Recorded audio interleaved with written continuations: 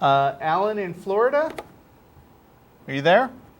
Oh, hey, this is the first time I've called your show in before. Okay.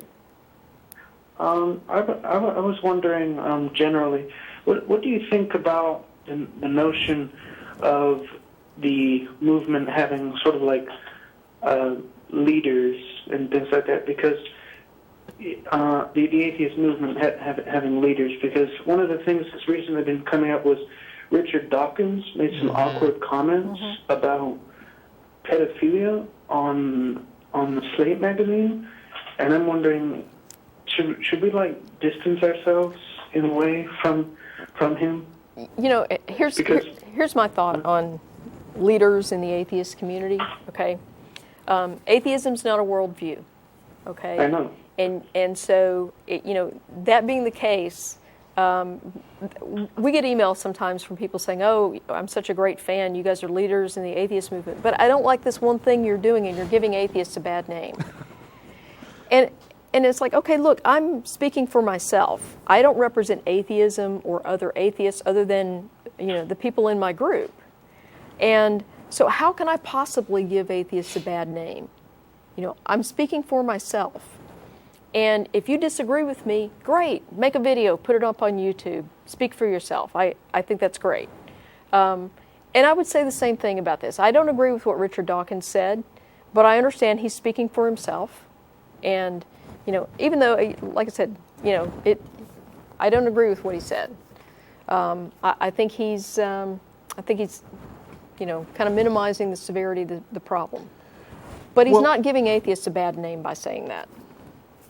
Right. I think, I believe what he said was basically that, the people in the schools where I grew up would get a little grabby with the kids, but it didn't do us any lasting harm. Yeah.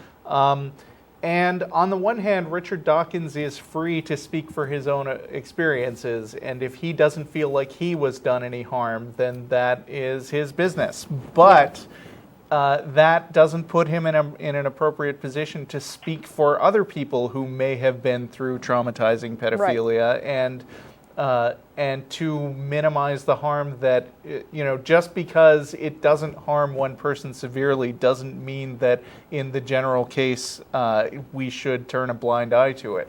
We don't turn a blind eye when the Catholic Church is doing it, and I don't think that we should just brush off Dawkins' remarks either. Having said that, Richard Dawkins has a lot of really smart stuff to say and has written a lot of really good books, but I don't, like Jen said, I don't support idolizing anybody. And I wouldn't support idolizing Dawkins whether or not he had said this one dumb thing.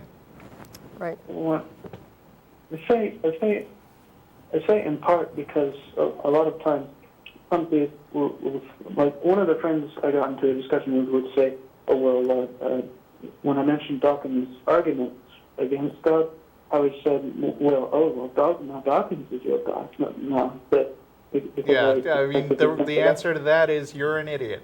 Yeah. Okay. I don't mean you. I mean the guy you were talking to. I know. But Yeah. This one. Dawkins isn't my god, and I don't think anybody else should treat Dawkins as a god or anyone, because there aren't any gods.